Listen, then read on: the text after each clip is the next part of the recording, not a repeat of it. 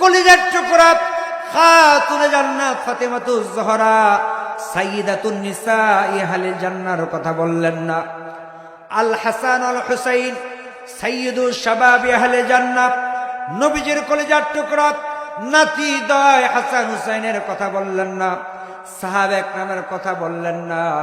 আমার নবী একটা শব্দ করলেন, রব্বি হাবলি উম্মতি, রব্বি হাবলি উম্মতি।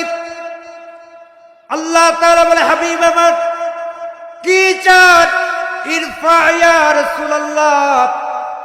আমার নবী রাব্বুল আলামিন, আমি আমার উম্মতের পক্ষ থেকে তোহফা নিয়ে এসেছি, হাদিয়া নিয়ে এসেছি। আমার উম্মত খুব দুর্বল, কমজোরি, তারা 50 ওয়াক্ত নামাজ আদায় করতে পারবে না।